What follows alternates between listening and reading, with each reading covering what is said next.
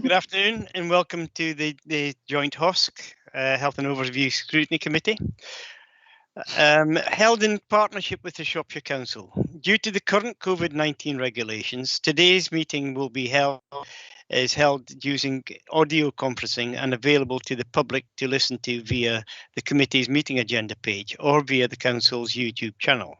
This ensures that all those who are involved or interested in the Joint Health Overview and Scrutiny Committee can observe the meeting.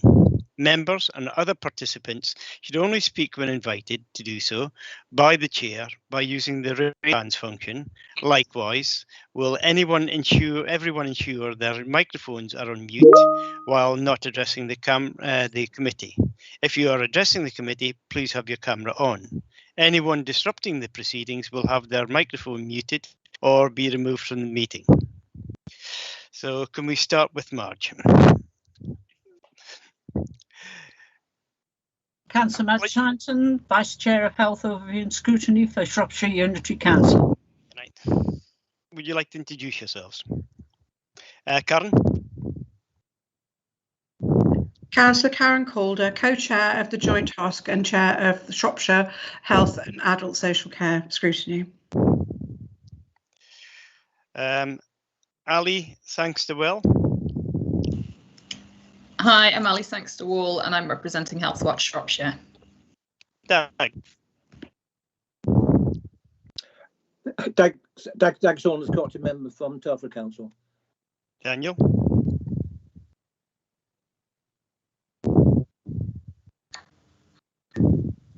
And you're on mute.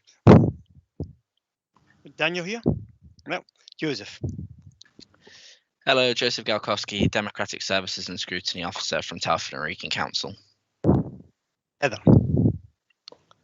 Chair, sorry about that. I thought you were going through the elected members first. I wasn't quite sure you were referring to me there. Sorry, Daniel Webb here, Overview Scrutiny Officer at Shropshire Council, present. Just going through it as per on my screen. Heather. Councillor Heather Kidd from Cherbury and Worthing, and been on the committee for a long time. Ian Hume, Co-operative from Shropshire Council. Janet. Janet O'Loughlin, Co-operative of Telford and Wrekin Scrutiny Committee. Tracy Jones. Hi, I'm Tracy Jones. I'm the Deputy Director of Partnerships and I'm here today to present my paper. Stephen. Yeah, good afternoon all. Steve Reynolds on the Joint HOSC and also the Health and Wellbeing Scrutiny Board for Telford and Wrekin. Kieran.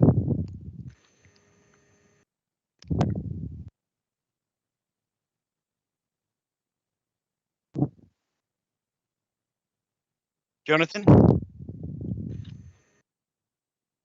Good afternoon, I'm Jonathan Rowe, Executive Director of Health and Care at Telford and Wrekin Council. I'm just sitting in. Thank you, Chair, for inviting me to sit in on this one. Thank you. Stacey. I'm Stacey Worthington. I'm the Senior Democracy Officer at Telford and Wrekin Council. Thank you very much indeed. Moving on, apologies for absence. Yes, Chair, we've had one apology from David Beachy. Okay. Declarations of interest. Any to receive, Joseph? None received, Chair. And the minutes of the previous meeting held on the 22nd of October 2020 and the 24th of November 2020. Minutes from the 19th of November will be agreed at the next meeting. Do you agree that they're a true and correct record? Is there any matters arising from those minutes? No, thank you. Right, we move on to the main meat of the agendas. The end of life care review. Tracy, would you like to present your review? Thank you. So some of you will remember when I came back here, it was way back in October, and I shared with you the plans that I had about what I wanted to do. And we had a good discussion around the structure of the review and an agreement that I would come back in March, April to discuss where I'd got up to with the review. So the paper that I've written today and that I've presumably you've had an opportunity to read ahead of the meeting, but I will talk through it, Chair, if we have the time as well. That paper describes the elements that we have achieved. It talks about what we've got in place ready for the next steps. And I must just offer Lisa Cliff's apologies. Lisa would be the individual in the CCG who will be taking that part forward, and she had wanted to be here today because you may have questions around that part, but I can take those questions and feed them back to her. And the other thing that the paper does is one of the points of discussion that we had back in October was about really ensuring how embedded end of life was within the whole of the system and whether we had got the right people connected to actually make the changes. So the paper also speaks to the changes that have happened from a governance perspective with regard to NHS England and the prioritisation around palliative and end-of-life care, and how we've made sure that what we're doing locally is linking across and into that work, because that speaks to the question that was raised about the prominence of end-of-life within the system. So, Chair, are you okay for me to talk through the paper for 10 minutes or so, or how would you prefer? If you can give us a summary, Okay. Tracy, that'd be great. So within the paper, there's clear sections. So the first section of the paper talks to the background of the review, and this really is a quick précis of the work that I brought in October. This was clearly identifying that we wanted to do things differently.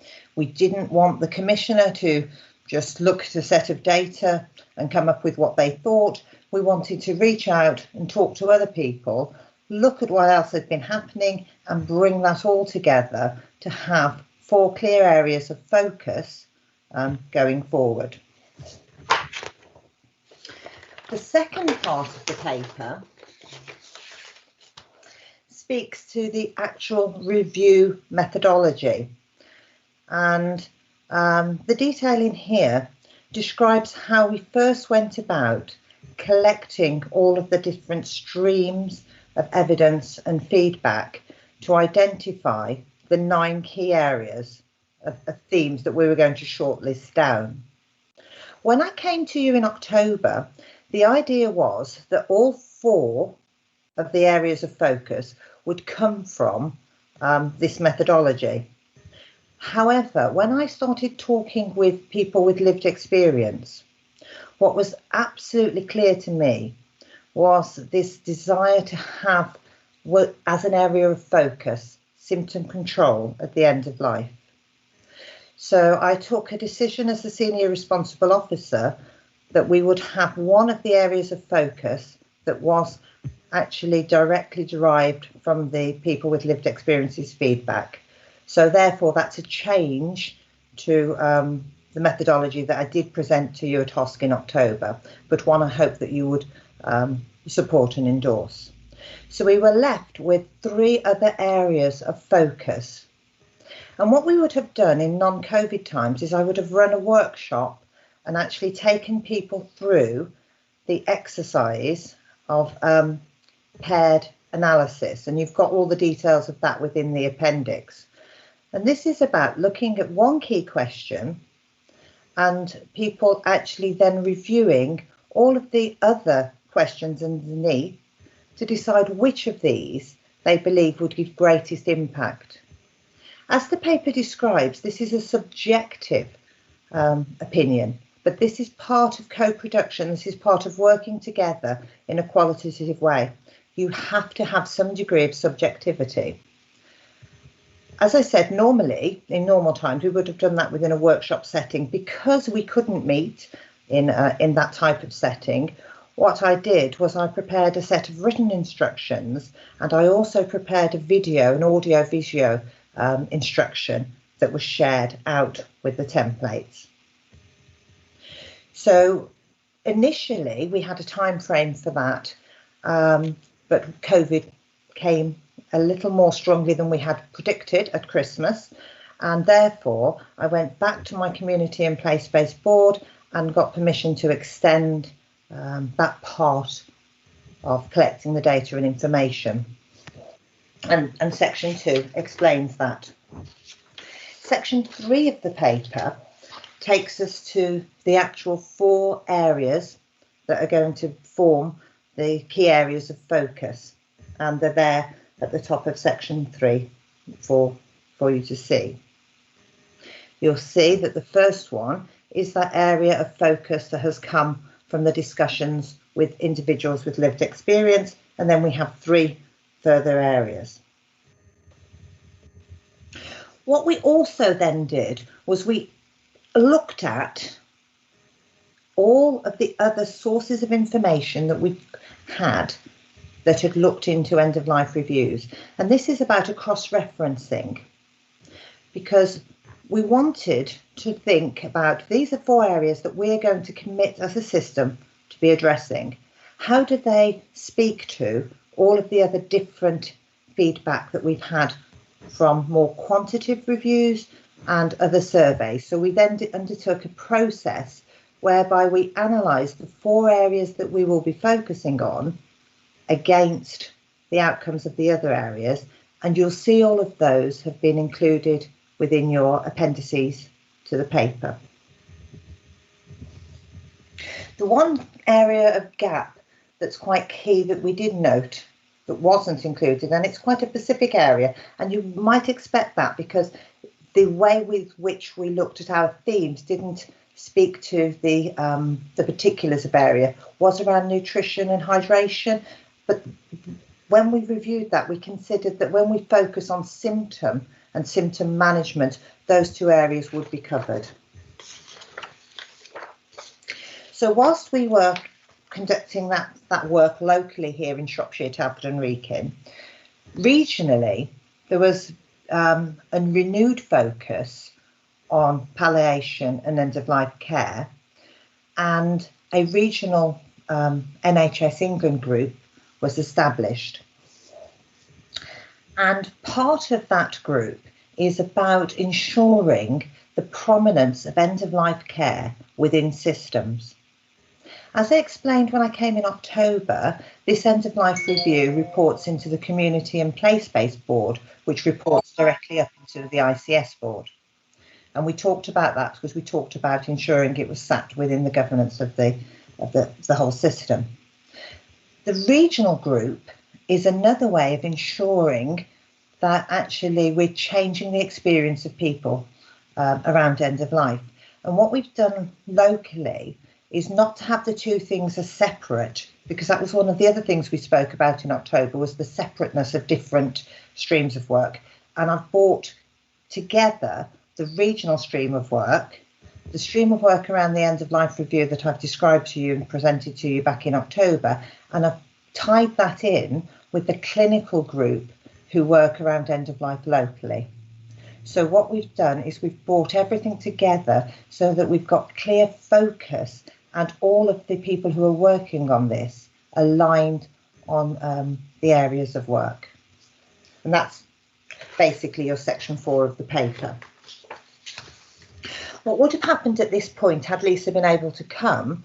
Lisa would then be describing the details that are in the section 5 of the paper, which talk about the next steps, which is about the setting up of the working groups that will be led by the clinicians who are the leaders and experts in end of life locally, supported by managerial support so that we can wrap around what we call the programme and project infrastructure. And that's really important because that speaks to the other area that we spoke about in October, which was about audit and impact, because we need to be measuring the impact. And therefore, this is why when we talk about how we're going to set up the groups that will address it, we're really clear that, yes, we want the strong clinical leadership, but we also want a strong managerial support, project support framework around that, so that we can ensure that we're auditing what's actually happening in terms of change. So section 6 just really summarises where we're at, and also gives assurances around the fact that in the system locally at the moment, there are a lot of pressures. I don't know how many committee members are involved in some of the discussions, but there's a refocus on what areas are going to be priorities. And so it's really, really important that we know that I've taken the first part of the review, the phase 1, back to the Community and Place-Based Board, and all of our members, and so they're people who are senior people who represent all of the organisations in the system, have all committed to ensure their staff are engaged in the phase 2 part of the review, which is starting to address those areas of focus that collaboratively and collectively we agreed during phase 1. I'll stop there and take any points of discussion or question, Chair. Karen?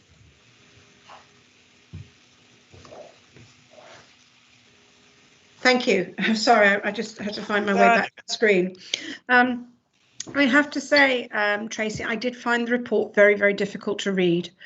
You know, coming to it from a lay perspective, it was very, very sort of process driven, and this is how we, do you know, had it been different times and had we been able to attend the workshops, it might have been easier to follow and understand how you got to the place and why you were asking the questions that you were asking. But coming to it cold as just quite literally a written report, it was very, very difficult to read, and I still don't know that I've got my head around it quite. But anyway, we can hopefully clarify some of those areas as we go through.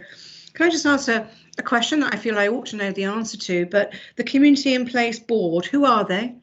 So within the so when you say, Karen, do you mean the individuals who attend it or where it sits within our structure? I understand where it sits within our structure, but I want to know who sits on it.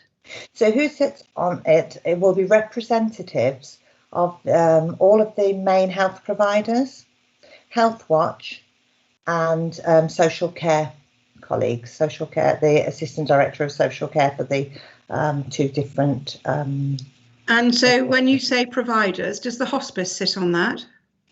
The hospice doesn't sit on that. It is the providers as NPFT, SHROPCOM, SAP. In terms of the hospice, the tie-in to this project with the hospice is the work that's described within the section 4 of the paper, where we have linked into Professor Derek Willis, who is the chair of the End of Life group. Also, he is the chair of the professor of the hospice, and therefore we've ensured that the hospice are tied into the work of the review.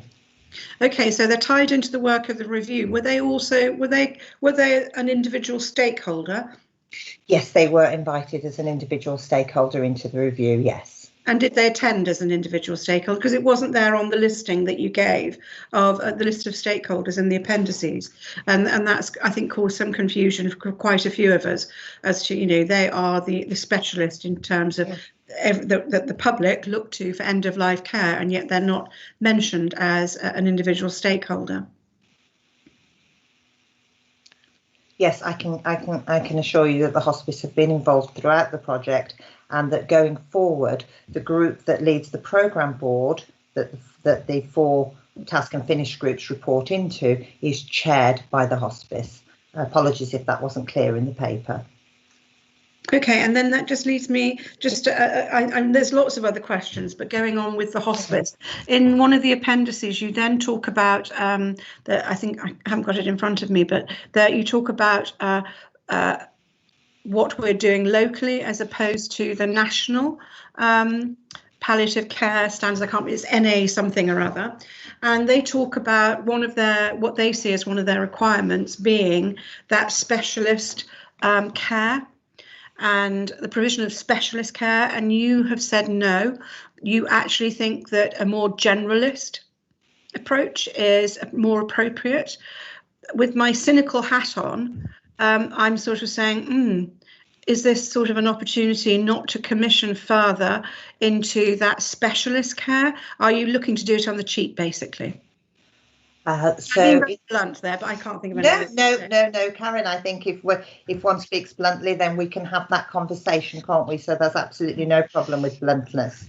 So in terms of the areas that were selected, the themes that were put forward, the 9 themes, were put forward from a broad range of stakeholders.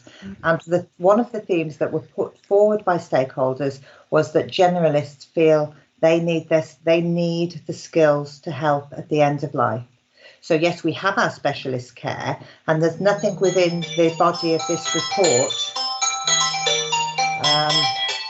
Apologies, I'm on call. I'll just take that off. Anybody want an ice cream? No, unfortunately, no ice creams, probably the hospital. So in terms of the specialist care, there is nothing in this report that is in any shape or form diminishing the importance of specialist care, nor speaking to decommissioning specialised care. This is about when we have looked at what would help improve the experience at end of life for those living in Shropshire, Telford and Wrekin. The clinicians, the other people who contributed to that review have said to us, actually, generalists having a greater understanding of end-of-life care will help. Specialists are involved at the end-of-life care, but we know, don't we, the amount and range and situation of people at end of life means that not everyone will have input from specialist care, and it's really important that generalists have those skills and abilities. Can you define generalist, please? So, can you define generalist? So generalist would be somebody who isn't working in a role that has an just purely an end of life function. So some staff will work in end of life teams, other staff will work in teams where they may be looking after patients at their end of life, but they may also be doing a whole range of other activities. And so what would their skill set be? So if we think about it, I mean, I'm going to just take an example. It's not one that's from the paper, but it's just to aid our discussion. If I think about a district nurse, she will have a whole set of different clinical and non-clinical skills that enable her to deliver care to a very wide range of patients. And some of those patients may be at the end of life. So she will have a different set of skills that she will need input and assistance with in managing some of the symptom control at the end of life.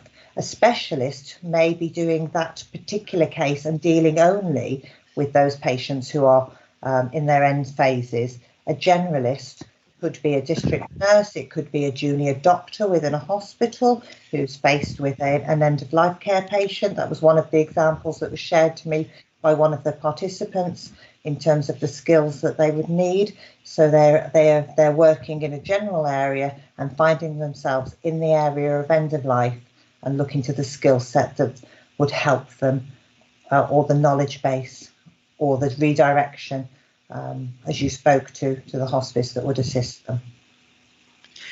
I'm very surprised to hear, before I say more, I'm very surprised to hear that is not in their skill set, but I'll pass to other members to ask questions. It's all right. I just want to explain to any public that is listening to this or watching this, the reason that I'm allowing Karen so much space here. This is one of the areas that she brought forward, one of the major areas of concern about how people were treated at the end of their life, and therefore, and she's been very much at the forefront of actually making sure that we get a proper system in place. Karen, you can continue. Now, I will defer now to allow other people to ask questions, and I'll be writing my next list. Okay. Madge? Yes, I see no mention of, and from my personal, at my age, I have across my medical notes, do not resuscitate, because I do not wish to be resuscitated when I had an acute phase, a stroke or whatever. How do you, I see no mention of that in all the words that you put forward. And you were quoting a junior doctor, perhaps coming across his first end-of-life experience. And across those notes says, do not resuscitate. And he's standing there thinking, oh my God, what do I do with this? Can you cover that, please?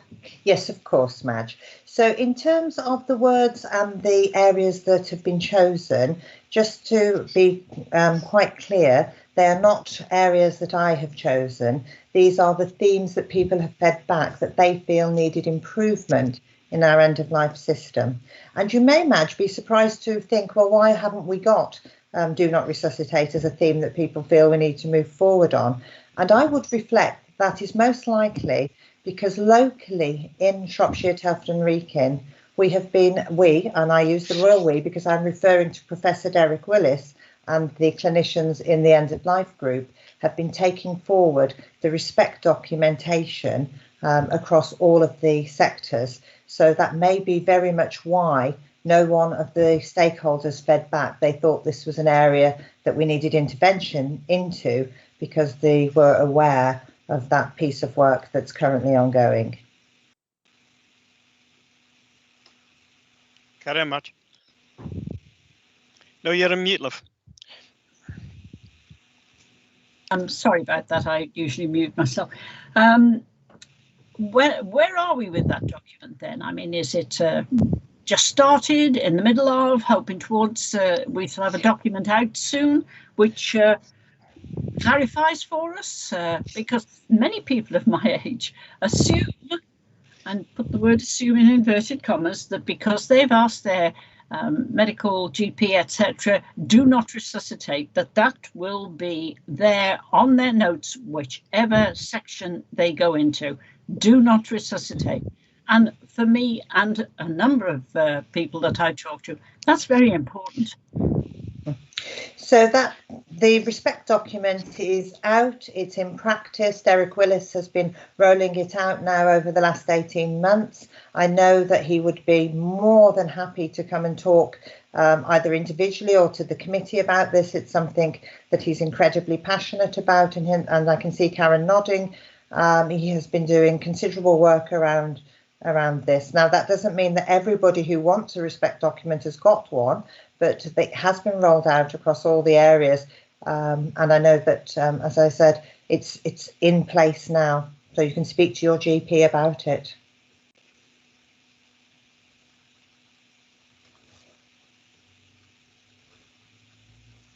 Janet. Hi, Tracy. Where are we with the advanced care plan, please? So I can speak a little to this, Janet. This obviously isn't an area of my expertise, but however, I am fully aware from my involvement in the End of Life group at the hospital, Professor Willis, that the advanced care plan, which is taking respect to a different place in terms of us starting to think about much broader than just DNA CPR, and also to think about planning earlier in our life course and our life event, that again, that piece of work is being led by the hospice in conjunction with the specialists, the oncologists, particularly from SAP, and they're looking to roll out an ACP document going forward. So it may be, if those are two areas of interest, that Professor Willis could give more detail in regard with. Thank you, Tracy. Okay, Doug. Yeah, thank you. It's some time since I looked in detail at end of life care, so I thought I'd take a little trawl through what was going around, and amazed at the number of policy documents that are around, particularly some impressive stuff from National. So I assume that's it's referred to in various places. I assume that's well taken care of. In terms of detail, the key word that comes through all the time is holistic. That this is the essence of how you deal with end of life care. So I don't think I spotted that in the paper, but presumably that's underpinning how you're approaching this. And the other thing was in terms of and you referred to community nurses, that you can have a number of people. Someone is at home in final stages. You can have a number of people going in. How close are we to the information systems, the patient information system, talking to each other and sharing of critical data, so you don't get a repetition of questioning, repetition of medicines, etc. And the third one is that there's a lot of evidence that there's a lot of over-prescribing in the later stages of individuals looking at one element of it. Is that something that you're looking at at the same time as well? Mm-hmm. So, Dag, I've got 2 and 3. Can you just remind me of one? I've got shared records for 2 and prescribing for the 3rd. The first point was holistic. Holistic, yeah. Holistic. Yes. Mm-hmm. So, I think in the end of life review that I've presented to you, and I take Karen's point, because actually what I've presented to you and what I've described as a process is a really new way of doing things. So we're not seeing all the things traditionally want to see mentioned. It doesn't list all of the national must-dos. It doesn't list all of the buzzwords that we populate our strategies with. It talks to what people have said to me, and Alison Massey, who supported me in this work, what they feel are the most key and important things. And although the word holistic hasn't come up in any of that feedback, if you look at how we're going to be approaching, how we're addressing it, by bringing in not only the statutory providers, the main providers, the specialists from the hospice, but we're also recommending we're bringing in people with lived experience. We're looking to our community assets. We're looking to who else can form part of those groups. I hope that gives some assurance, Dag, that we are looking at it in a holistic manner. The second part you asked me around was shared care records. Now, shared care records in itself isn't part of the review, and it wasn't something, there was a question around end-of-life care plans, but that didn't, in terms of talking particularly to the shared care. However, because of my wider involvement in the system, I can give assurance that that work is progressing at pace. I'm involved in discussions about how we're making the electronic platforms talk, so that you absolutely are quite right. People just don't want to keep on sharing their records. And also, more importantly, there are advantages to having that shared record in terms of ensuring that continuity and that clarity of care. So yes, that's going on, but isn't actually part of the review. But to let you know that the way in which the system is set up, the benefits of that work that's happening elsewhere will be felt within the implementation of the review. The third part about prescribing, the issue of what's prescribed, how much and when, one of the areas that we have been looking into in the end of life group, and that's Professor Derek Willis, is actually looking at some of the drugs that are prescribed. And that first question, that first area of focus about symptom management will speak to the prescribing. And as I alluded to, we're going to be looking at the audit process that comes around that, which will then start looking at things such as what we can count and what we can actually see has changed. And prescribing data is one of the richnesses of information source that we can actually monitor and see the changes within. You happy with that, Doug? Okay. Hilary? Thank you. I've got 2 questions. One is a very practical question, and your report is obviously quite high level about systems and processes rather than practical details. I think a lot of people who want to die at home, who don't want to be in hospital and who want to come home, some of the issues that surround that are around support from the GP, support from district nurses and equipment. And it may be a simple thing like not having a portable loo or a proper chair or a bed or something like that may actually prevent somebody coming home. And I wonder whether anything in your report is going to help that situation. and how GPs are involved in order to be able to help those sorts of situations, because it does happen very often that people want to go home but they're prevented from doing so for very practical reasons.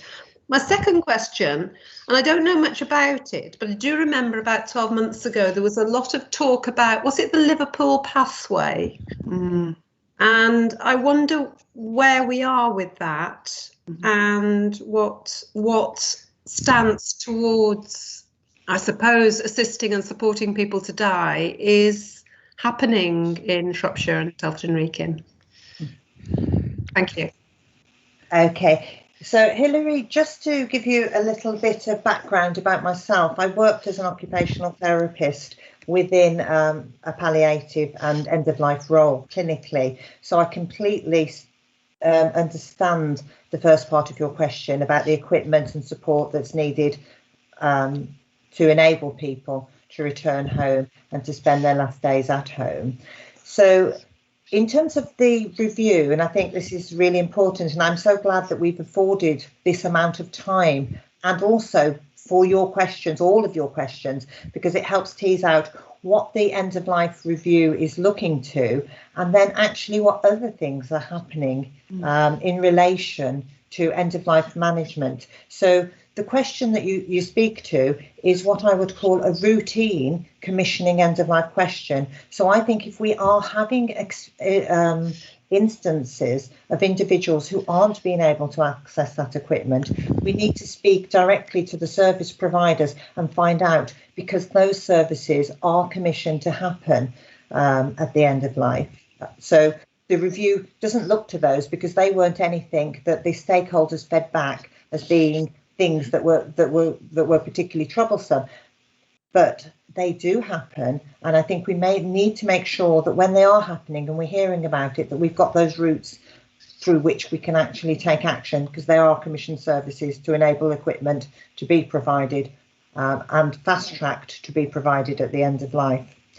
Getting the GP, and that equipment may or may not come through the GP, and I don't know if you've heard about our health and social care rapid response team. We've certainly been using their skills and expertise to enable that at the end of life. Speed is of the essence in that situation. It absolutely is of the essence. Yeah. The Liverpool Care Pathway is something that hasn't been used for some time, and we won't talk now to the background to that. So it isn't a document that's currently in use. So what do we use then? So the conversation that we've had and that Janet mentioned around advanced care planning is about a document that starts helping individuals think about a whole range of how they like to live well, and within that there is a section about how they may like to die well as well, in terms of taking into account all of the interests. So we don't have any plans to have a Liverpool Care Pathway locally. Our plans locally are around personalisation and enabling people to have a better experience, and them and the ones who are loved ones, and looking after them around. So my concern, and some personal experience of this, is withdrawal of food and water, and I know that was part, I think, of the Liverpool Pathway, but I just wondered whether there is some. So that's not necessarily the way we go now. No, and that's not something that we have spoken to within the review. It's about the advanced care planning is very personalised, and this review doesn't speak to that level of detail at this moment. No, I didn't think it did. No. Okay. Thank you. Thank you. Look, I'm going to go back to one of the basics that we had, really, from when we started this. And that is that, I mean, this report's fairly high level. It's encompassing all initiatives. But the simple things that we asked at the very beginning of this was just how transferable is this whole process from home to community to hospital to hospice? And are they all involved in this? Do we start off with the trip to the which I've had this report back. I've had a report like this about 8 years ago that said all was well and good, But we very quickly found out all is not well and good, and it didn't work and hasn't worked. What we need to be assured in this committee is this, that it is going to start from when they're first diagnosed, when the visit is there, when the family is involved, how you then move from there onto the community aspect where it's supported at home, from there onto the hospital, and everything is passed on through, because the information that we get back is it hasn't been working. And we know that there's a CQC report saying that they were concerned regarding regarding this area, and that has to be addressed. So that's a simple question before I allow Karen to come in with her the hard ones. So there are two parts of my response to that statement and question, Derek. So in terms of individual providers' responsibilities to change their services in relation to those CQC reports, that will remain quite clearly and firmly within the provider organisations when they have received the CQC recommendation or report. In terms of how do we change it, how do we change that pathway of care? So you're quite right, too often we hear stories where things haven't been right, and we've looked at a pathway approach and we've started at one end of the pathway and we've tried to work it through. And quite often what happens is you get stuck after one part of the pathway. So what we've done in this review is we've really asked people about what's going to make the difference, because we know what the pathway should look like, and what this report is sharing with you is the areas that collectively and collaboratively people believe if we start addressing those issues, they're going to make the most impact on that pathway of care. So you're quite right. We will always hear, unfortunately, individual cases where things haven't gone in the way they should do, and we need to address those. This review is looking at how together, and I'm hoping this is the big difference between what you read 8 years ago and the piece of work that I've taken this far, and I'll be passing on to Lisa, because due to the restructure I won't be seeing out the phase 2 part of the review. So actually this different way of working, this collaboration, this system working, this bringing in everyone into the conversation as opposed to individual people having pockets of conversation, I'm hoping that will make the difference as opposed to the report you read 8 years ago. Karen? Thank you. Just a quick one first. How many people contributed to the initial consultation, the questions that you asked that allowed you then to shortlist? What was the number of contributors? So this is the people who fed into the themes, are you asking, Karen? Yeah. I can't give you that information. I can get it to you from Alison, because we didn't count. So if we asked YMAS, we may have had one person, we might have had 5 persons. Alison fed back to me in terms of the stakeholders who'd given feedback, because what we were quite clear of is this is a qualitative piece of work, not a quantitative piece of work. So the emphasis is less on the numbers, more on reaching out and offering everybody the opportunity, and not following the traditional approach of a commissioner deciding what the priorities are. So, you know, it's less in terms of how many individuals, but how broad a range of people we sought to get that information from. Can you just, I know you said you're not going to be involved in the phase 2 or the next phase of this being delivered. Can you just elaborate a little bit more on that phase 2? Is it going to be able to influence Hilary referred to equipment, and that is one area that I have personal experience of, although it's an aged experience. It's now 6 years ago, and I would sincerely hope that it has changed. The rapid response I don't think was there at that time. But also we've just heard of another member who had experience of the rapid response, but there was a proviso, if you like. She was only able to access that because she was able to get the equipment into her car, so to speak. So I think there is a big question about going forward about equipment and getting it there to the home, and not only getting it to the home, but then taking it back once the person has passed. So if you can just sort of elaborate a bit more about the next stage of this and where it's going and what is it going to be able to influence. So in each of the 4 areas, if we look at those 4 key areas, the 4 key questions, there will be a task and finish group set up to address that question. And the reason we've chosen this approach is because we've seen that over COVID, we were able to implement very rapid changes and changes across the whole wide area, because clinicians were coming together, looking at what the problem was, what the question was they needed to solve, and actively finding ways of solving it.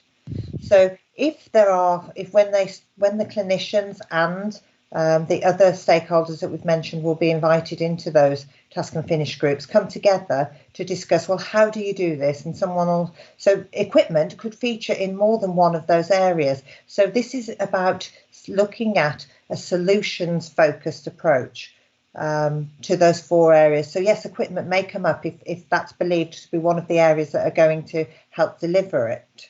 But separately, if there are issues around the commission services for equipment, they need to be reported in and actioned as individual cases. So I just want to give that assurance that if you are hearing that people aren't getting the equipment they need, if that's fed into Lisa Cliff within the CCG, she'll be able to look into that in terms of our commissioned and contractual arrangements. Who's invited to, or who will be taking part in the task and finish groups? So 4 areas.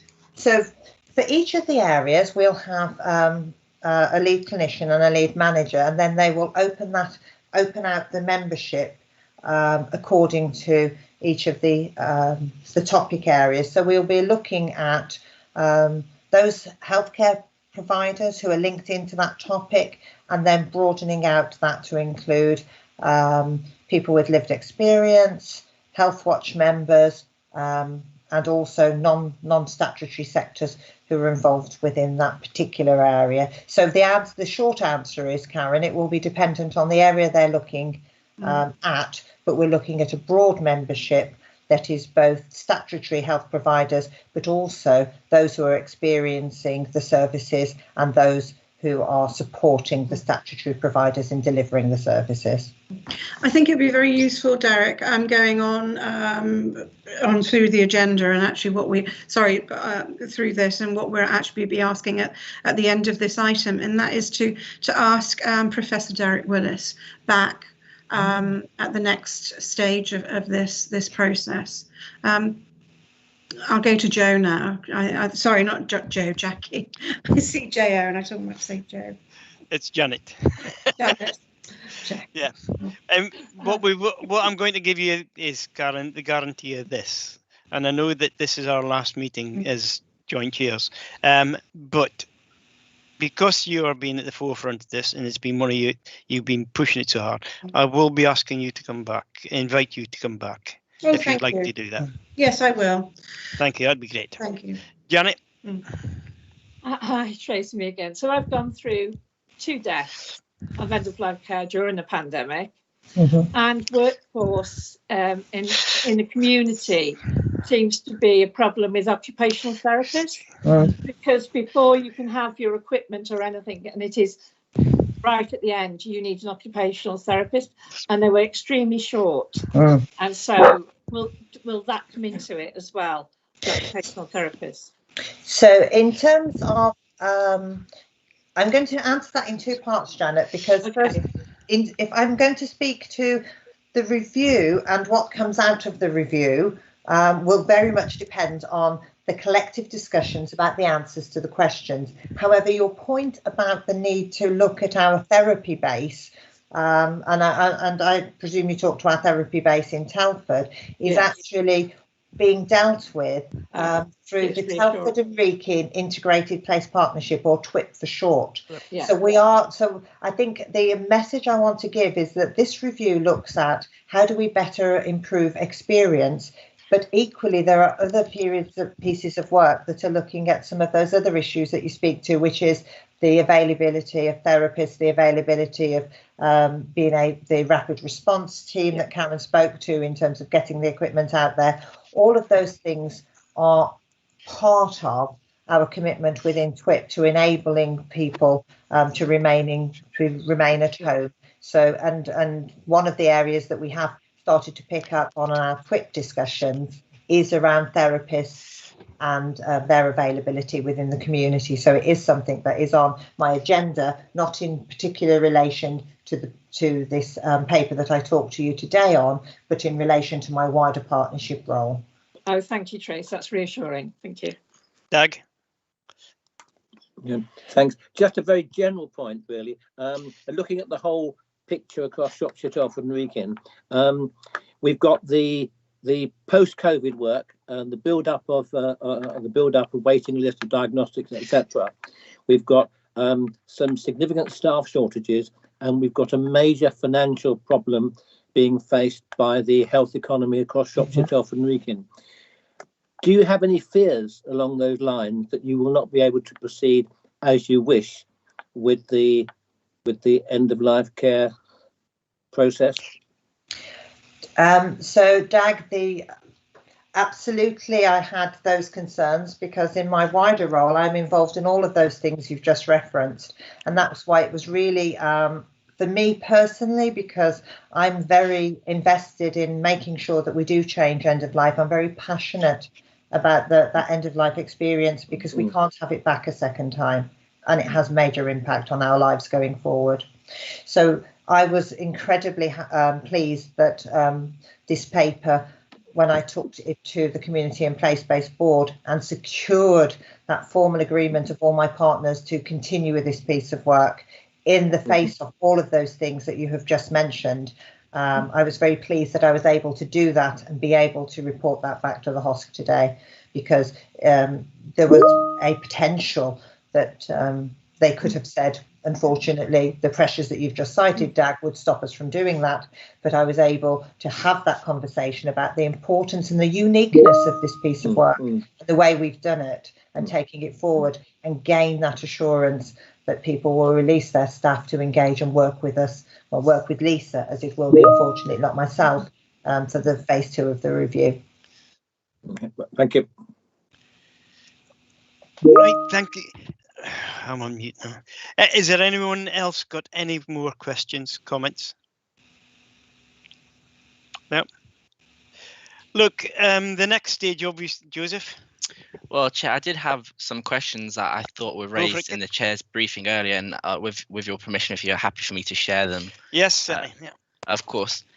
So Tracy, as I understand it, the report that you've presented to the committee is looking at making improvements based on the feedback that you've gained from the stakeholders. And I think we can all agree we welcome any improvement to the service that patients receive. I guess one question that was raised earlier is looking to the future, could we see a joint strategy, a strategy that's mutually agreed by all providers of all settings, a joint strategy, if you will, and could this be the basis for that? Is that something that is being considered in the future, or is that not on the horizon as we see it? So there are two parts of that question for me, Joseph. The first is, do we want a strategy? And the second, well, so the problem sometimes with strategies is that they get written and they get put on shelves. Or do we want to actually look at taking things forward in a slightly different way? So in terms of this review, the outcome was never to have a strategy written. This is about a doing. This is about taking action and about making changes that improve experience. In terms of the jointness, this is very joint between Shropshire, Telford and Wrekin, and it's also joint between the statutory partners as a system, as opposed to Shropshire or South as individual organisations. So the work of the outcome of the phase 1 of the review is joint. It was never part of this to have a strategy. That's not to say that it wouldn't be revisited in the future, but I think the approach that we're looking to take is one of action rather than strategies, because there are many national strategies that speak to end of life. This is much more about collaboratively finding areas that we all agree. And one of the problems with collaboratively agreeing is there will always be people who feel, well, my area isn't spoken strongly enough to within this. But the idea is that we're actually moving forward to the doing rather than the writing of a strategy. I'm afraid that really causes more, it raises with me certainly more concerns, and it does, you know, that okay, we talk about strategies, you can talk about the concerns, you could talk about working. The reality is things change and people change, and what we don't want to do is have that strategy that was there 8 years ago and fell into disrepute within a very short time to actually happen again. Because quite frankly, it is about, we need to make sure that all partners are tied in, whether, regardless how it goes, that everybody is tied in to making sure that we have a system that works across the whole of the system.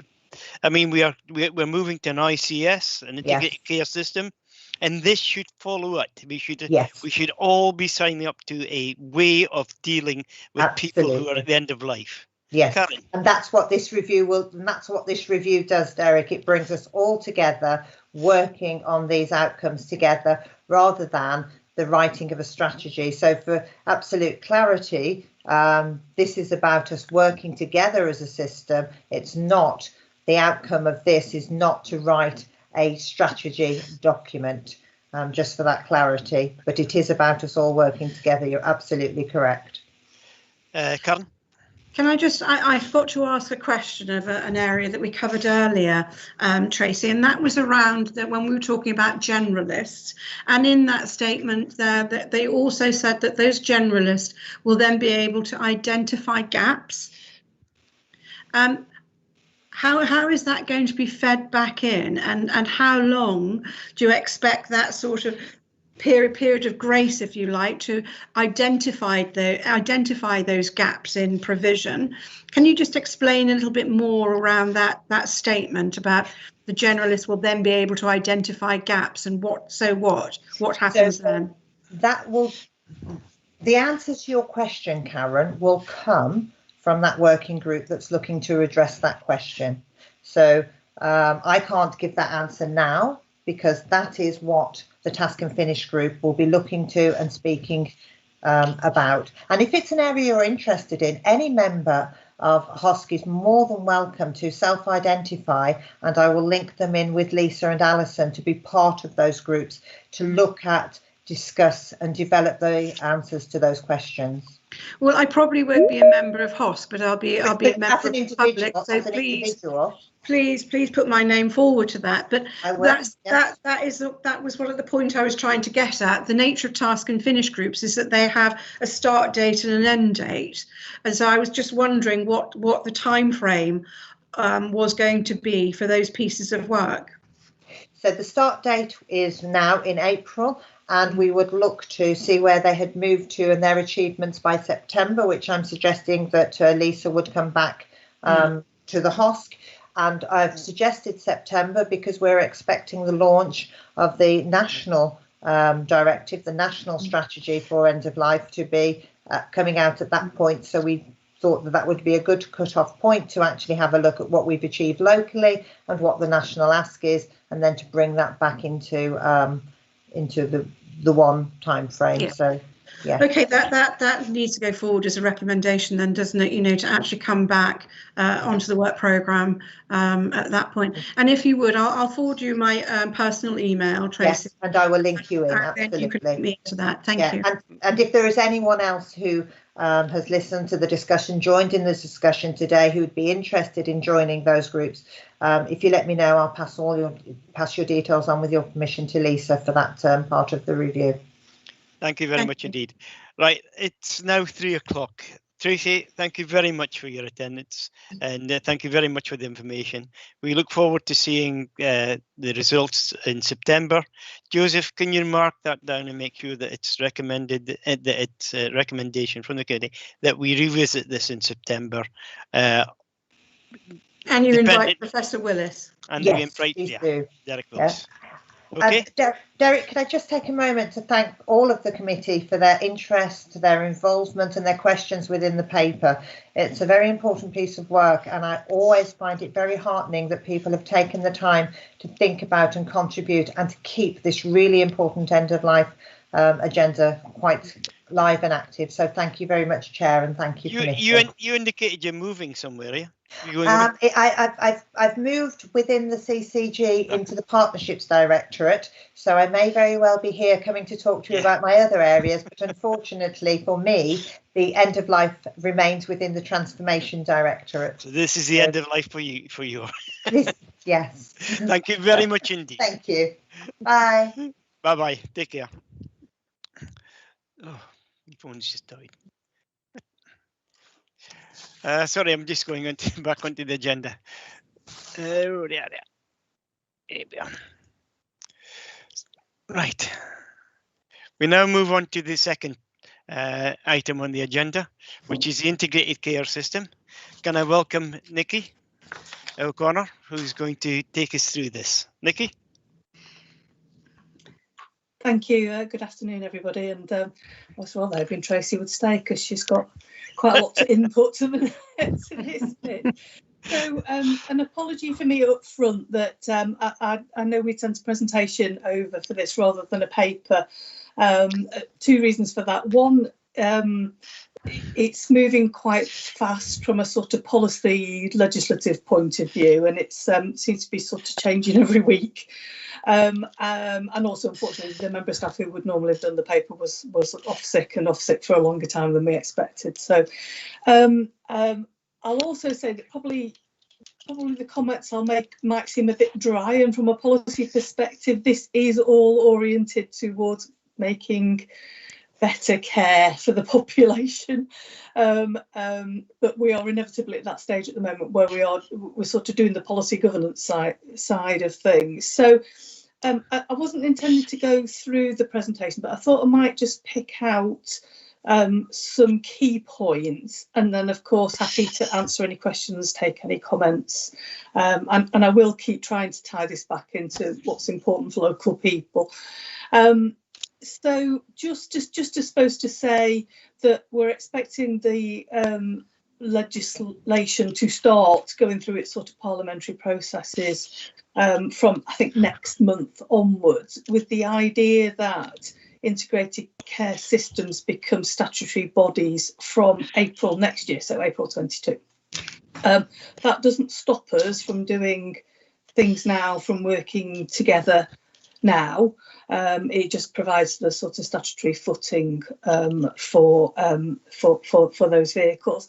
And perhaps the other thing to point out is that because this was a sort of change from perhaps where we were expecting things to be, the proposal as it currently stands would be that there will be two bodies that will sort of, I suppose, form the ICS. One will be a statutory body, which will be the existing NHS bodies and the local authorities coming together to work. But then there will also be a broader partnership which will bring together, well, as the name would suggest, broader partners, so the voluntary sector, Health Watch, other partners from across the system. And I think, but this is still very much forming, that body is going to be very much informed by bodies such as yourself, by the local health and wellbeing boards, and it will be, for me, I think, very focused on population health in its broadest sense. But just think about the and this is in the presentation, the four purposes of an integrated care system. So the first one is improving outcomes in population health and healthcare. The second one, tackling inequalities in outcomes and experience and access. The third one being enhancing productivity and value for money. And the fourth one being helping the NHS to support broader social and economic development, all of which, of course, has sort of coalesced as we've gone through the COVID period. Shall I pause at that point? Because I notice we've got one question, and happy to take questions as we go along or at the end. Are you sure? What would you prefer? Yeah. Okay, my eyebrows went up when you started to talk about a two-tier ICS, and and the way that the Health and Wellbeing Board and Scrutiny, the elected accountability, if you like, is being deferred or referred down to that second tier as opposed to the more strategic element. I'm slightly concerned about that move of direction, I have to say. If I phrased it that way, I apologise. That wasn't what I meant at all. So well, can you explain then why you see fit to sort of refer or defer down, if you like? I think the whole thing that we as a committee we've struggled with, is to see any mention within the various papers and reports, white papers and what have you, where scrutiny actually fits. The Health and Wellbeing Board is still it still seems to have quite a sort of tenuous link into the ICS. And I think we're all slightly cynical about, if you like, please forgive me, I'm going to have to say this as it is, and please don't take it as in a personal way, about the understanding within the NHS of the difference between scrutiny and Health and Wellbeing Board's function. And actually it is the very fact that we are elected members of the public, it's having that insight, if you like, into this body that I'm not very comfortable with, I don't fully understand, and I think needs unpicking a little bit more. Forgive me if I've said that in rather a rushed, and I've not thought it through because it was just a reaction to what you said a minute ago. But I think if we can expand upon that, please. So right, let me think this through. Yeah, so, I'm sorry about that. So in terms of my own understanding of scrutiny and democratic processes, perhaps my role immediately before joining Shropshire, Telford and Wrekin was the Greater Manchester Health and Social Care Partnership, which was very much based upon democratic principles. And indeed, I spent a bit of time working with one of the localities of Greater Manchester, Bury Council specifically, as opposed to the NHS, to help put their integrated commissioning and care systems in place. So I think on a personal basis, I understand exactly where you're coming from. I think for me, and I do think as a system we've got to work this through, for me, the primary body for me, if that makes sense, will be the partnership board, the coming together of the democratically elected people who are representing the local population alongside NHS and statutory local government functions to set the agenda. It will then be for the statutory ICS body to take the nucleus of what is being asked for from that partnership board and translate that into action. And then that will particularly be enacted at the two place-based boards we've got in terms of benefits for local people. Now, in terms of what does the legislation say at the moment, it's quite scant. I think it's for us to work locally to say what works for us. And that is what we're trying to work through. We've got a year to work through this to make it work for us locally. Yeah. So I'm not putting any emphasis or primacy on that sort of statutory ICS bit. The important thing will be the direction set by local people. Does that help? Vaguely, but I think there's another bit that I just want to go to. I know we've got Jonathan and Rachel here. I don't know if they're still with us, but there is a consultation document out at the moment, isn't there, about the accountability of the ICSs? And I noticed, and it was Dag, thank you very much, Dag Saunders, who brought it to our attention. It seems to be basically aimed at NHS. And for me, it seems to be something, as this is an ICS and we are partners within the ICS, it should also be a document that we should respond to as a local authority.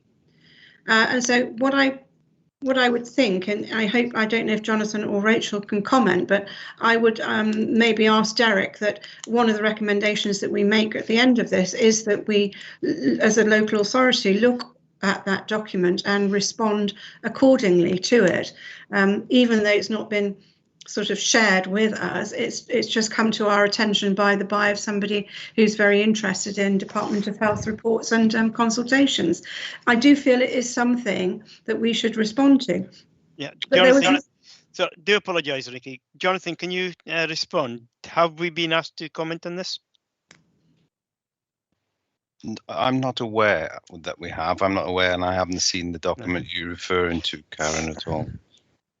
We can send it to you, and I think it would just be helpful to have, you know, the officer perspective, the local authority officer perspective on it. Is it something that is appropriate that we respond to? I feel it is, as a partner of the ICS. I do feel, because it is all about, as I come back to again, accountability, and I just feel we need to sort of put a marker in, if you like. It is an integrated care system, but there's only so many people. Yeah. But with the greatest respect, Nikki, we've talked about the partnership board, but the real decisions and the real action is going to be at the smaller board, which in the papers it said should be mean, small, mean, effective. And make very quick decisions. That's the real problem. When you actually start making these decisions that affects it. Yes, the partnership board is there to listen to you. They listen to them, and they can make all the recommendations they want. At the end of the day, it's the real power lies in that second tier, the top tier, where they're the ones who are going to do it. And as I say, it's not going to be a huge committee. It's not going to be made up of loads of people. It's a smaller group of people who will make very important decisions. Before I do go that, Heather? I'd quite like to back up what Karen has said, because actually, if the power is all going to be in that second tier, then there has to be a real, and it is about care as well, which is through local authorities. There has to be a real role for scrutiny.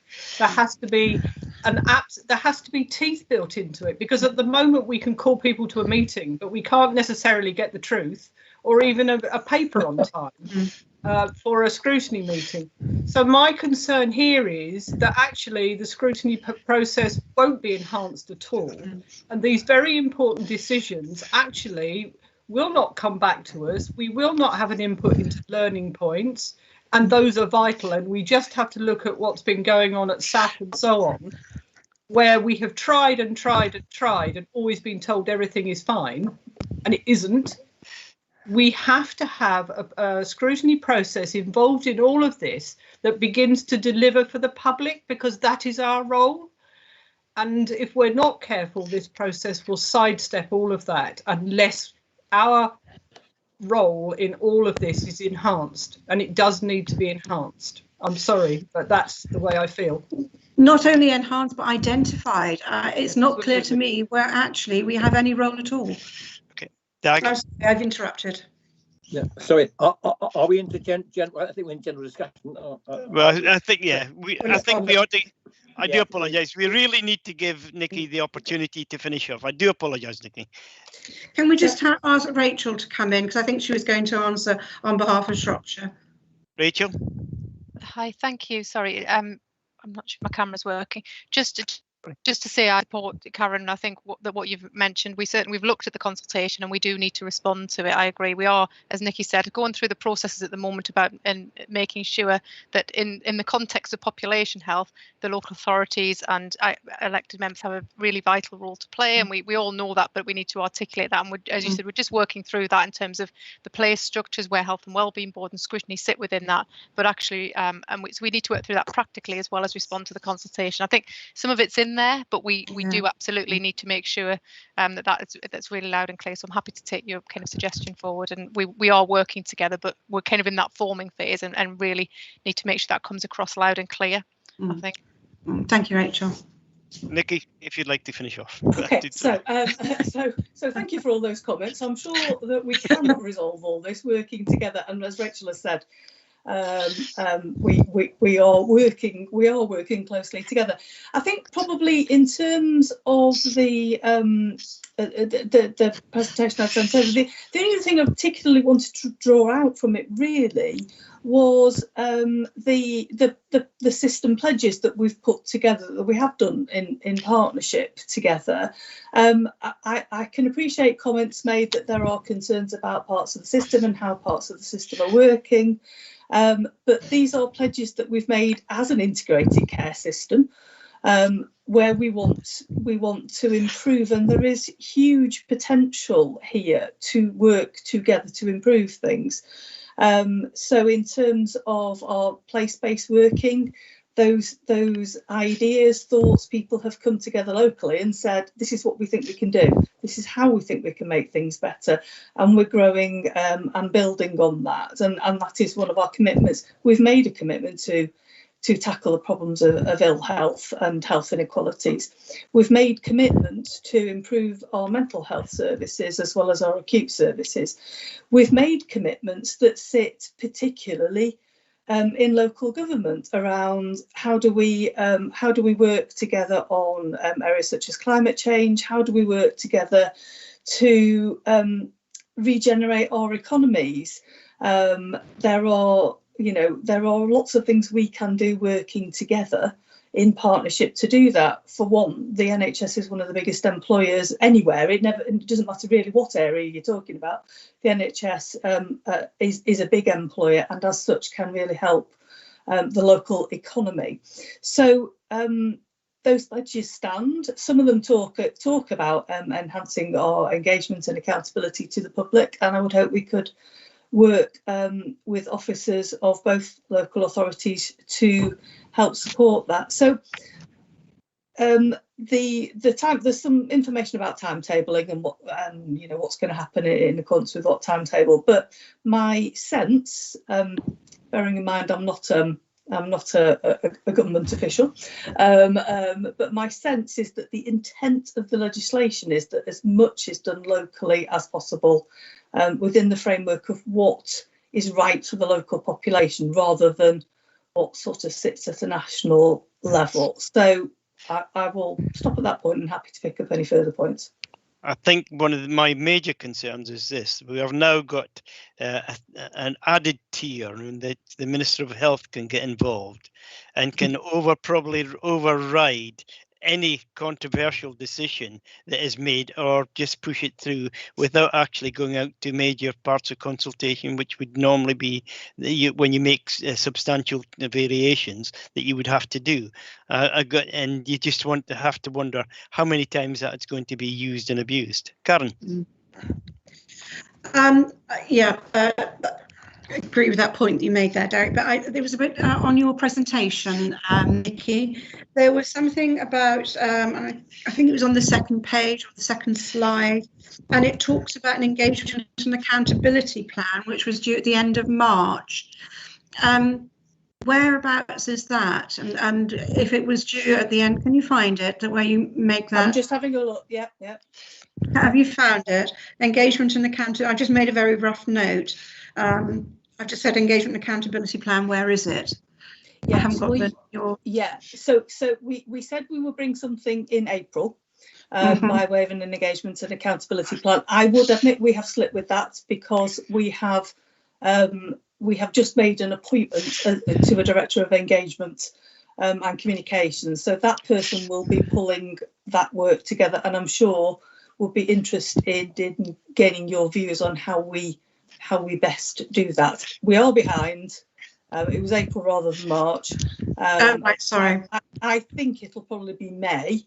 But Edna Bonepong, who has just joined us, literally on the 1st of April, will be very much wanting to come and talk to yourselves and others to talk about how we can pull that together in the most effective way. Okay, Doug. Heather, could you lower your hand? Yeah. Firstly, could I challenge the chair's dubious statement that I have a fetish about Department of Health consultation documents? I have another life, really. I haven't seen it, Doug. Long may your fetish continue, Doug. You keep going, kid. Also, the issue on two boards. This is, of course, is spelt out in the white paper, and there's been enormous amount of national discussion about what the two boards will do, how they relate. So that Nikki is not the author of that process, and that'll be played out in the next few months. Just a few questions, and I'll go on until the chair stops me. Would you agree, Nikki, that in terms of integrated care systems, we're looking at a process that should be simple, local, and evolutionary? Yes. Yes, I would. Yes. You have to agree that, because Simon Stevens said that. I noticed he. Yes, I think I probably looked at that just before I came into this meeting, but he has said that. You're right. Right. So, do you think that the structures that have been set out are what one would call simple? The white paper makes a big issue about reducing bureaucracy in the NHS. I'm not entirely sure that the documents so far or the processes produced look simple or reducing bureaucracy. That's the second issue. Third issue is on workforce stream.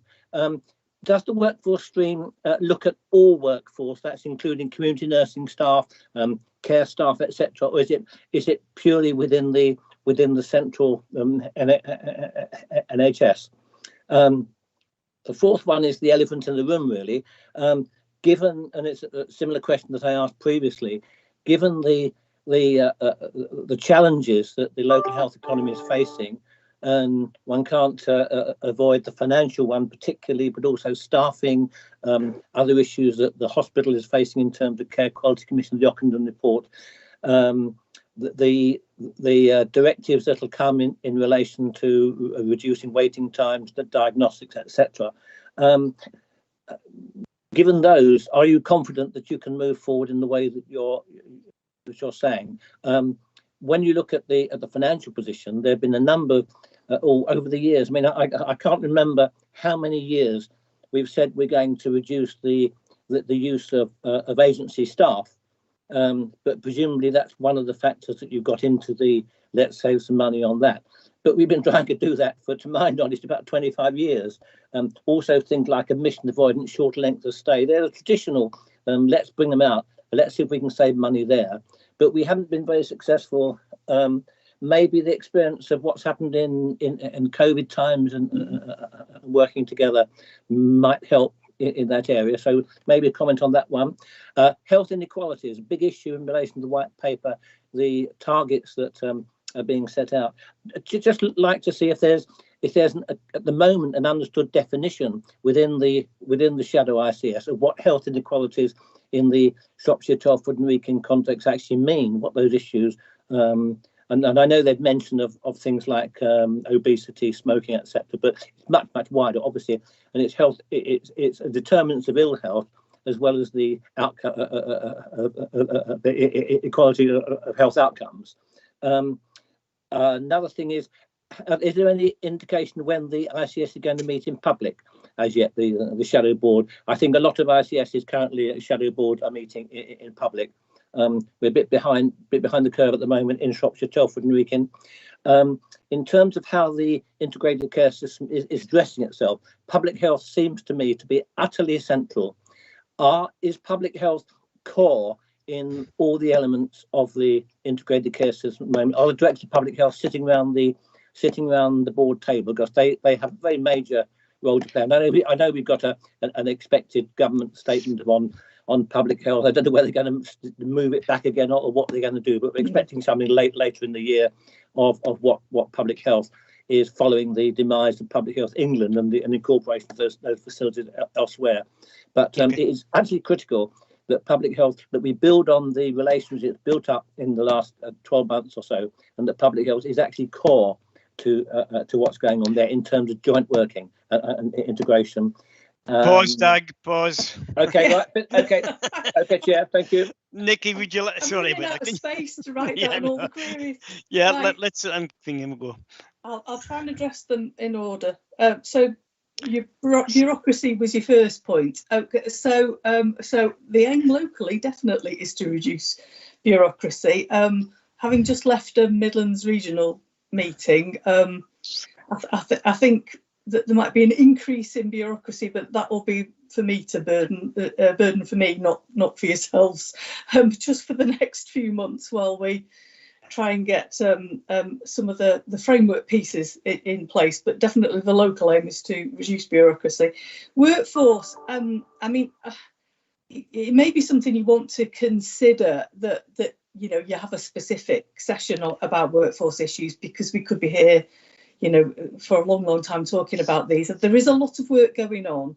I think this is one of the real benefits you can have from working locally together, and it's definitely some of the lessons that we've learned from COVID. Yes, the workforce strategy and approach does cover, you know, all of the health and care workforce. It's not isolated to, say, the acute sector or anything on that. We do have some very significant challenges. You're obviously very aware of those, but there's a lot we could do together on workforce, and as I say, it might be something that perhaps in a month or two's time you want to have a specific look at. Local challenges, absolutely. You know, our pledges are aimed to address those challenges. How confident do I feel? Well, I think we've probably got a better chance of doing it working together than we have working separately. We have, not surprisingly, I suppose, been subject to a fair amount of national scrutiny for some of the things that are happening in the system. But at least with that, now seems to be coming some support. So, you know, the national NHS has said it'll give us a bit more money to do some things, or, you know, to try and change some things. So, you know, let's see. Health inequalities. We've just pulled together our sort of next steps on place-based working that's come out of the experiences of the 2 place-based arrangements so far. Health inequalities is central within that, and we've sort of categorised it in 3 ways. So, what can be done at a sort of civic level? What are the interventions that can be made around housing, the environment, education, etc., that really helps improve people's life chances? What are the interventions we can make at community, so place-based and neighbourhood level, that are really going to affect people's life chances and their health? And then what can we do around services to make access to services better, either services because they are very specific to areas that we know are an issue in this area, or just making sure that we've got good access to services and people, so that people can get there. So that is definitely central to what we're doing. You talked about when are we going to do things publicly? Well, we made a pledge that we are going to start holding our board meetings in public. We're just working through how we can do that. We've sort of set an initial timetable of September. We want to hold some sort of annual general meeting. It won't be an annual general meeting in its normal sense, because normally you go through a set of accounts and everything at that point. So it won't be like that, but we're just trying to plan for how can we make something quite exciting and innovative that the public are actually going to be interested in. So sort of more to come on that one. Public health, absolutely agree, and I'd say that whether Rachel was here or not, I absolutely agree. I mean, in terms of the ICS board as it currently stands, we haven't got public health as such on the board, but we do have both local authority chief executives on the board. We are working on a population health strategy to come to the board, hopefully for the end of April. public health from both local authorities are absolutely central to that. The other thing that we're doing at the moment is starting to think forward as to if it is going to be some new statutory body, how do we make sure that population health is central in terms of structure to what we do. Now it'll probably be couple of months, 2-3 months, I think, before we finally landed on what does that structure look like going forward. But for me, the whole population health approach has got to be the starting point, not the finances or anything else, anything else that you might have. Yeah. So on that basis, the Director of Public Health will seem to be quite critical. I'm not too sure whether the Chief Executives are as useful as Director of Public Health sitting on the board. I couldn't possibly comment, but I would definitely agree that the Directors of Public Health are critical. Yeah. Okay, Heather.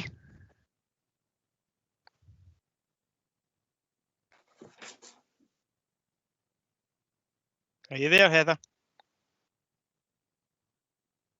No. Okay. There's a couple of questions I'd like to ask before I go back to Karen, if you don't mind.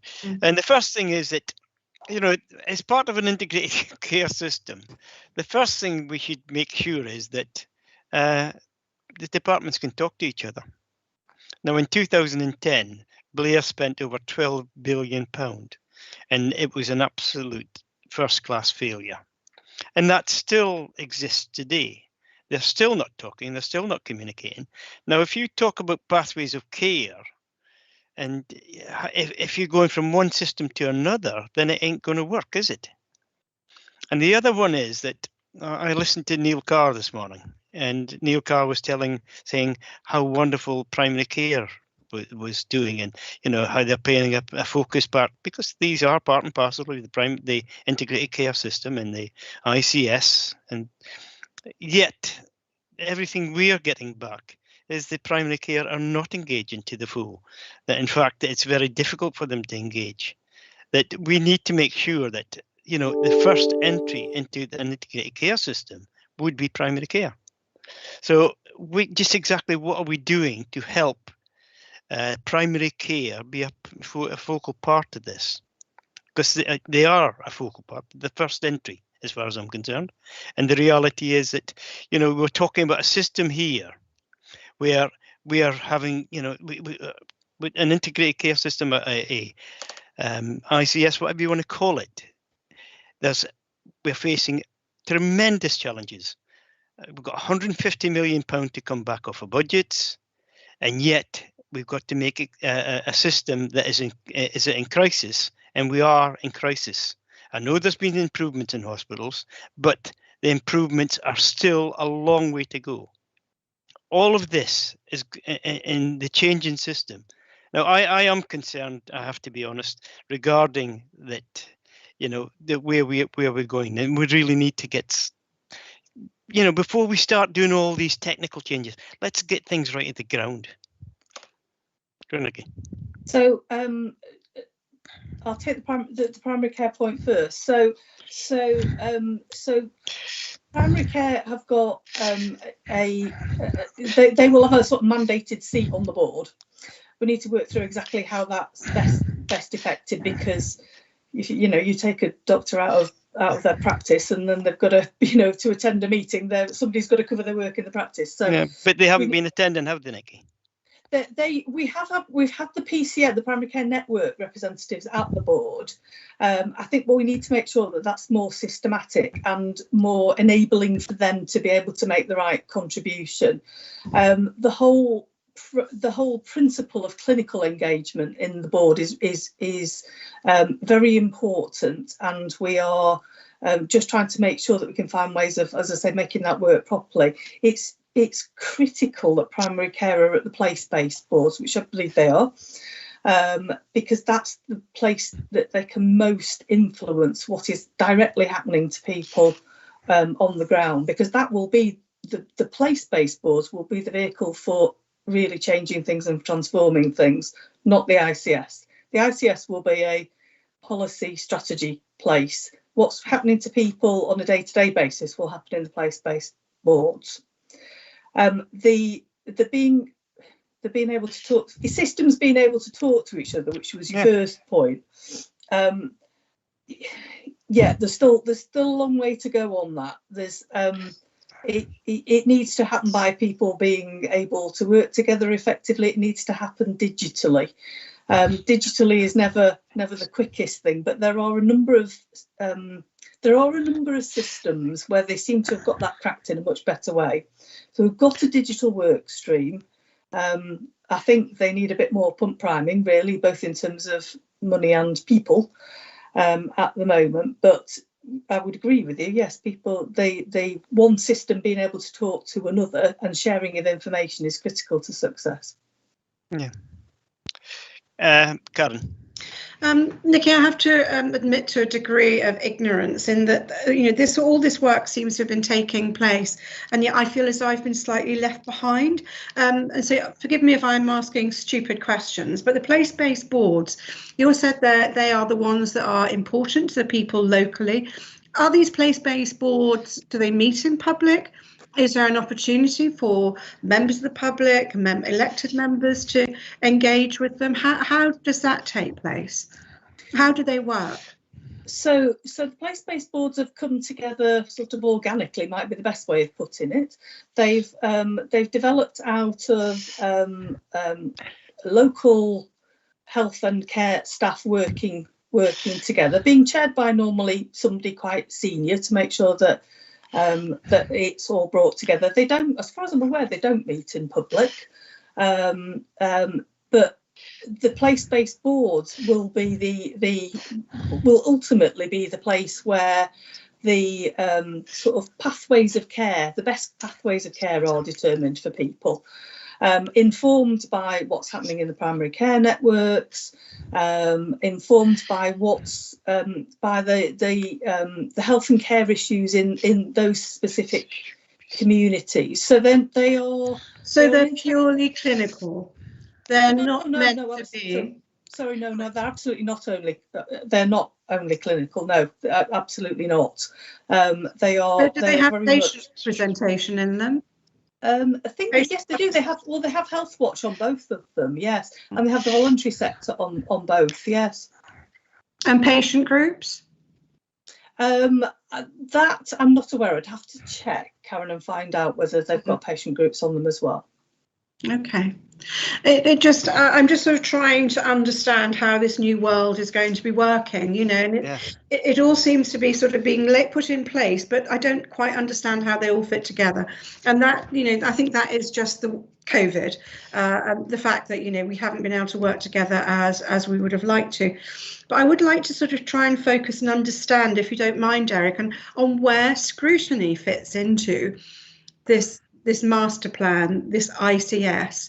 I'm trying to understand how we can have insight, if you like, into the workings of the ICS, of what sort of where the risks are, what is working, what's not working, where various plans and the action plans, how they're all working out. I'm just trying to understand where we can fit into all of this and have a role. So I mean, I can proffer some ideas, but yes, please. I think I need sort of you to tell me the best way you think to address this. We do have officers already on the board, senior officers from both local authorities. We have councillors on the board as well, and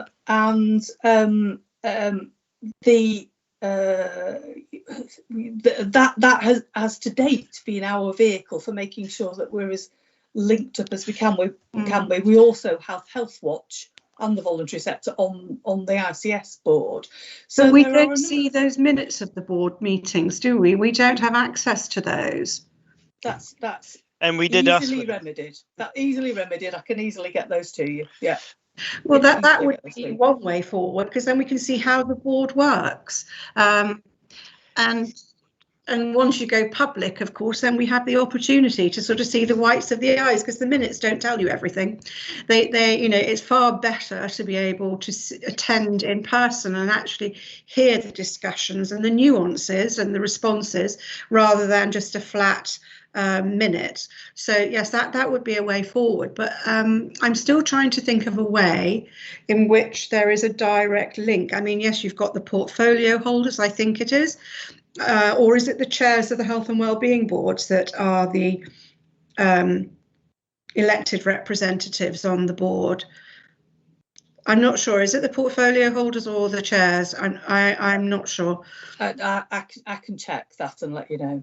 Yeah, and then again, I think it is then just a case of the chairs going into the future to ensure that if that is the elected representation on the board, that those people actually do attend, and then there is a link back to the chairs of scrutiny, so that we sort of get the heads up as to, is there an area of interest that we should be looking at a little bit more closely, rather than it being sort of fed down to us, if you like.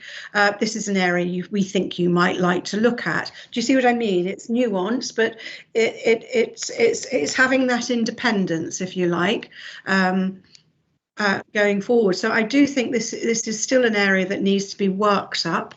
But I would very much appreciate seeing the minutes of the meeting, if that's okay. Yeah, no problem. But I'm not sure, with the greatest respect, I'm not sure that would work, because basically the cabinet members or whoever the elected people on there are, or the officers there, it's depending on whether they mention it.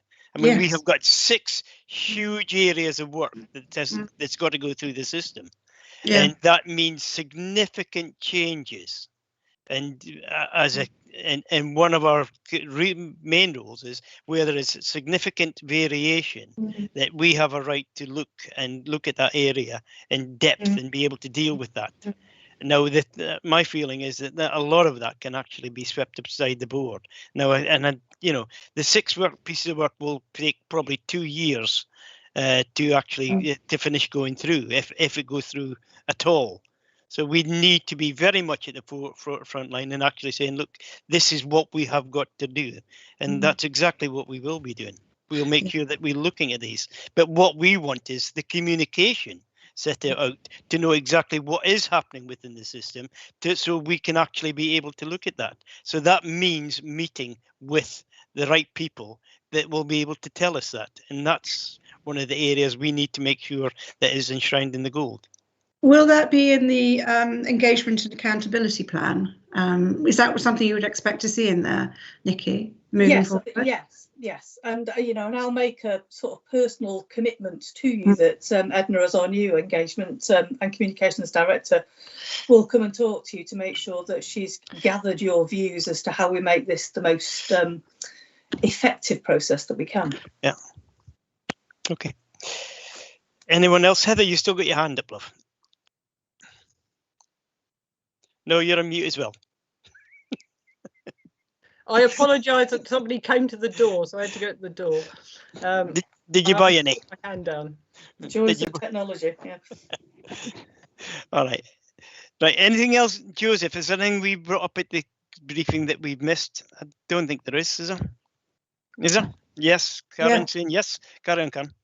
Yeah, Joseph received some representation from SEND. People regarding SEND parents, they were concerned about the lack of reference or inclusion and SEND representation from the community, and they're wondering where this will sit within ICS, and they also said that they understand the need for largely clinical leadership to lead for the best outcomes, but is there space for other groups, particularly around SEND, PACC and the Telford equivalent pods? There's within the presentation, there's a very outline sort of governance sort of schematic. What I expect that will mature, and it won't stay static. But there is, I can't see it just offhand, but there is a children's a Children's and Young People's Delivery Board proposed, which would be a place where SEND would be sort of central to what's happening there, and perhaps. And this might be that I haven't phrased it properly, but I talked about sort of clinical leadership before, but really it's clinical and professional leadership. It isn't just clinical leadership. Yeah, and that then also leads on to one of the other areas that Dag touched on around those wider determinants of health, you know, and those obviously include education and housing, and so presumably there is a platform for those areas and professions to be involved. Definitely, yeah, absolutely, definitely. For me, they are, you know, we had the public health conversation earlier, but yes, those wider determinants of health are crucial to everybody's life chances going forward. I have the same problem. Yeah. That wasn't the dog. That was Karen.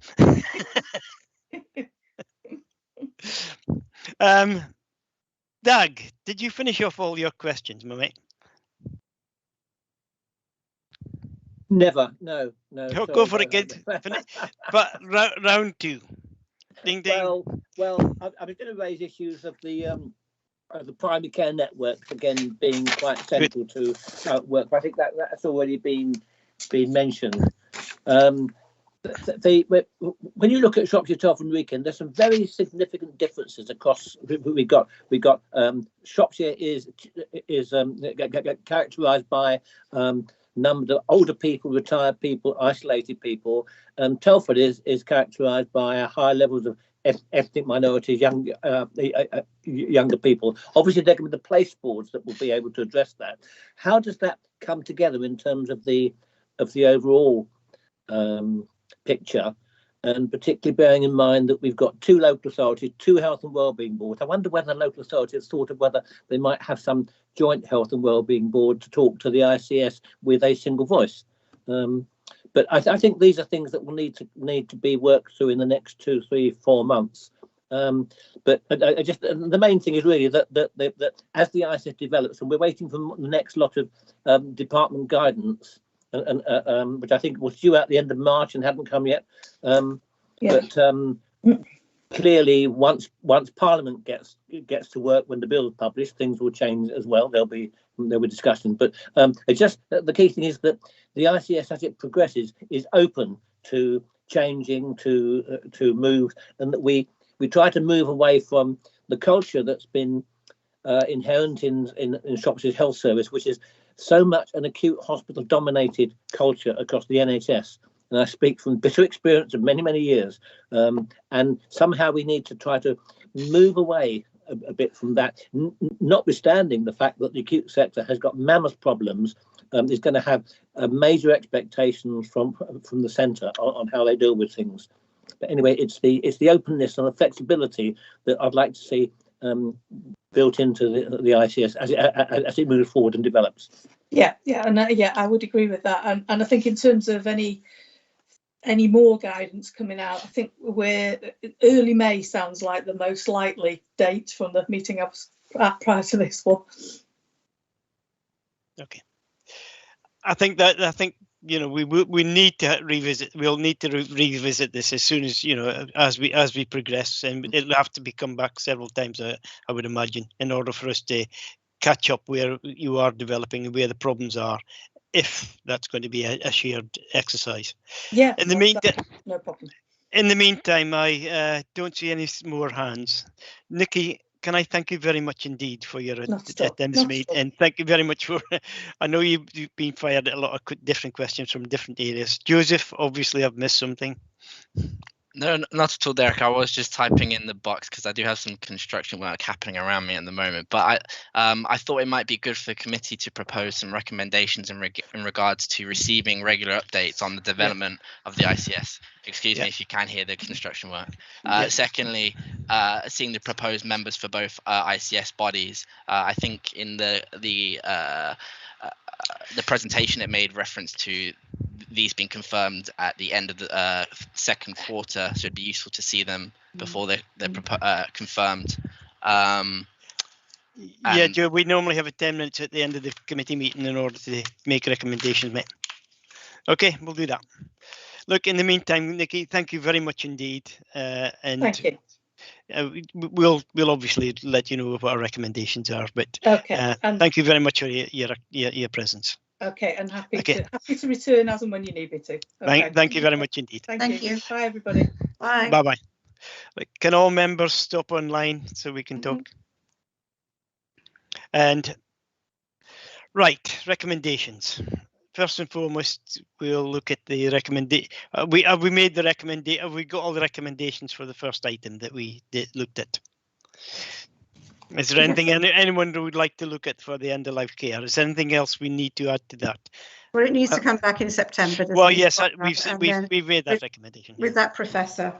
Yeah. I can't think that there's. He's got a great name, that guy, isn't he? Sorry? He's got a great name, that guy, the professor. And then right, onto the actually doesn't, I haven't got it in front of me, but there were some recommendations at the end of that report. Could you just quickly go down there? So I haven't got it up in front of me at the moment. I've only got the headshot. Neither have I took it off. Yeah.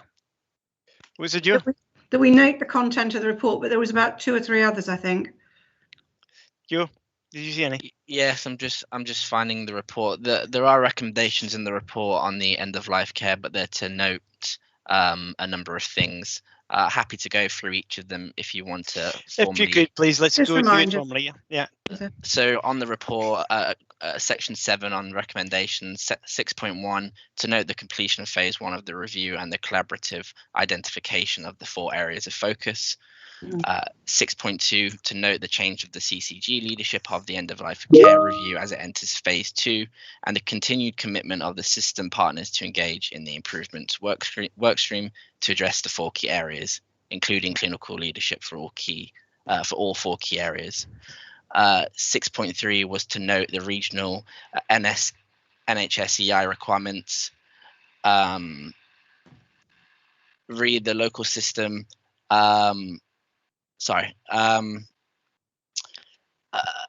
to note the regional NHS-EI requirements for a local system group whose membership will include representatives from the voluntary sector and people with lived experience. 6.4 to note the agreement that is refreshed PEOLC will act as the program board for the 4 key improvement projects and report into the community and place-based board, which in turn will report directly to the shadow ICS board, thus ensuring prominent line of sight on the progress of the 4 working groups. And 6.5, the last recommendation on the report was to agree for the Joint Host to receive a report on the end of life task and finish group progress in September 2021. Okay. The other thing, just to clarify, Derek, from an officer perspective, would you like the stream to finish, or are you happy for the stream to continue at this point? No, I want the stream to continue for a while. Okay. We need to let people know exactly what the recommendations will be that we're going to do. Is there anything else anyone would like to add to that? If not, do you all accept that that's the recommendations we put forward? Yeah. All those in favour, please show your hands. Okay, thank you. That's great. Right, now we go on to the last item. The recommendation certainly is that we revisit this as we enter stage 2, or is it? I couldn't. She went on from 2 to about 8, wasn't it? I'm not sure what stream what number it is they're going into. Phase 2, is it next? 2, I think, isn't it? Yeah. Yeah. Yeah. Yeah. So, I mean, if it's agreed that we meet with them, and we'll recommend that we meet with them at that stage. Is there anything else we'd like to add? I think we were going to write and make sure that they knew very clearly what our feelings were. Well, I think I would like to formally put in a recommendation, even though it's been accepted that both local authorities respond to the consultation. Yep. Yes. Yeah, and then we send on that invitation onto the 2 local authorities and ask them to respond. Yes. Yeah. Okay. And we need to be included. We need to know what they're responding. Yeah, we'd like to have a copy of the response. Communication. And is it worth worth referring to also the local government association, flagging it up with the LGA? Yeah, that's a good idea. Yeah, that's a good idea. And that we also write to the LGA and ask them what their response is. Mm-hmm.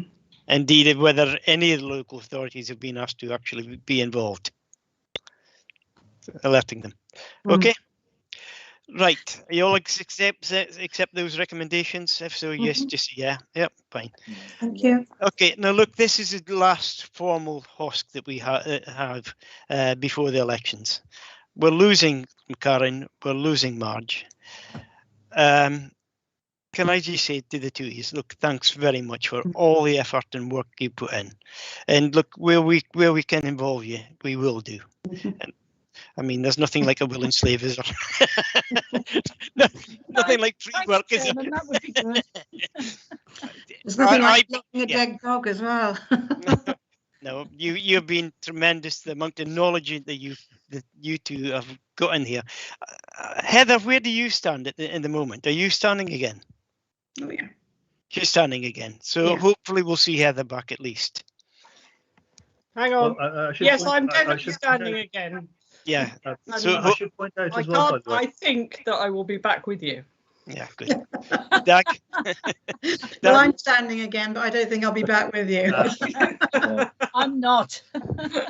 Dag? Can I just say, as a co-opted member, therefore not as a full rank and file councillor, I've always found that you've treated the co-opted members just the same as the other members of the committee. So thank you for that courtesy. No, absolutely. Your experience, the breadth of experience the co-opted members bring, I think is absolutely invaluable. I agree with that.